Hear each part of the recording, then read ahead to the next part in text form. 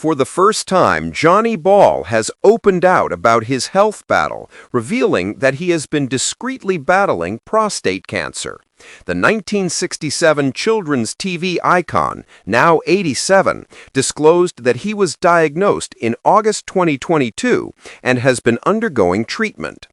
After receiving daily radiation for weeks after his diagnosis, Johnny said he feels lucky to have been able to affirm that he has gotten through it and is doing fine. "Thank goodness I'm through it, I'm fine," he assured the reporter, after receiving a prostate cancer diagnosis in August 2022 and undergoing daily radiation treatment for 3 months beginning in September. Because of some of his friends didn't survive, Johnny, a father of 3 who gets yearly checkups, does not take his survival of prostate cancer for granted. The host also disclosed that he maintains his extremely fit condition by following a straightforward 7-minute exercise regimen and maintaining a healthy diet. He explained, "I lift my 2 2-kilogram dumbbells for 2.5 minutes after doing a basic bending and stretching routine for about 2.5 minutes at the speed I do it at. Even though my daily routine only lasts 6 to 7 minutes at most, it keeps me in excellent shape." He said that his diet has contributed to his level of fitness, joking that he prefers 2 pints of beer in the evening and cereal with prunes for breakfast. The beloved TV host is well known for being the face of the beloved children's programs Think of a Number and Play School. Diane, Johnny's second wife and a former dance instructor, and Johnny recently celebrated their 50th wedding anniversary. The marriage has 2 sons, Nick, 48, who writes movies and most recently worked on the horror movie The Trip, which debuted at #1 on Netflix, and Dan, 46, who works as a civil engineer. In the meantime, he and his first wife, Julia, who passed away from pancreatic disease in April 2024, received their 54-year-old daughter, Zoe, a former Radio 2 broadcaster. Woody, Zoe's 24-year-old son, is one of Johnny's 6 grandchildren. It follows Zoe's earlier this month admission of having an emotional breakdown after her mother's death last year, during which she fought back tears. Following Julia's death in April 2024 from pancreatic cancer, Zoe, 54, was compelled to take a leave of absence from her BBC Radio 2 breakfast program. The announcement was made late last year that Zoe would be leaving her morning slot and that Scott Mills would take her place.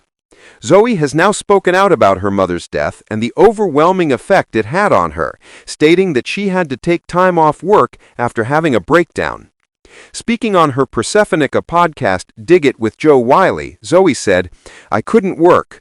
I was on the kitchen floor, unable to move at all. You know, I haven't really talked about it, but I had a real emotional breakdown, and it was, well, horrible. So we need to get you some help," said my excellent doctor, who then showed up at my home with coffee and bagels. Up until now, Zoe had refrained from talking about her mother's death in public. The mother of 2, who is still grieving, acknowledged that Julia's first birthday since her death was quite challenging. "We lost Mum a year and a half ago, and I discovered that this year was the hardest, a whole year later. That was terrible. It was a week of non-stop crying, and I still get really emotional when I talk about my mother. But there's a lot of crying, a lot of pain that has to come out, and I think the best thing is just not being afraid to cry and leaning on your loved ones." Prior to leaving her Radio 2 breakfast show, Zoe earned £950,000, making her one of the highest-paid female broadcasters at the BBC. "Sleep tight, dear Mama," Zoe said on social media to announce her mother's passing. "We are grieving without you, but we will cling to each other despite our loss. Thank you for teaching us how to love unconditionally, to always show courage and empathy, and that laughter is the greatest of gifts even in the darkest of days." How many people are killed by it? In Britain, the disease kills around 11,800 men annually, or 1 every 45 minutes, whereas breast cancer kills roughly 11,400 women. This means that in Britain, prostate cancer kills more people than lung and bowel cancer combined. The disease kills 26,000 men annually in the United States. Despite this, the treatments for the disease are at least 10 years behind those of breast cancer, and it receives less than half the funding for research. How many males receive a diagnosis each year? In the UK, about 52,300 men receive a prostate cancer diagnosis annually, or more than 140 every day. How fast does it grow? According to the NHS, prostate cancer usually progresses slowly, so a person may not show any symptoms for many years. Watchful waiting or active surveillance may be used if the cancer is still in its early stages and not causing symptoms. If the disease is addressed early, some patients may be recovered. However, it becomes lethal and treatment focuses on symptom relief if it is discovered later when it has spread. The recognized negative effects of treatment, such as erectile dysfunction, deter men from seeking a diagnosis. Examinations and treatment. Prostate cancer tests are random, and reliable tools are just beginning to appear.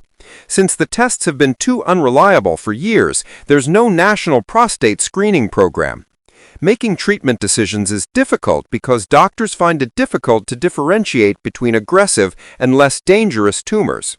A PSA blood test, available to men over 50, gives physicians a ballpark estimate of a patient's risk. Patients who receive a positive test are typically given a biopsy, which is also not a foolproof method, but it is unreliable.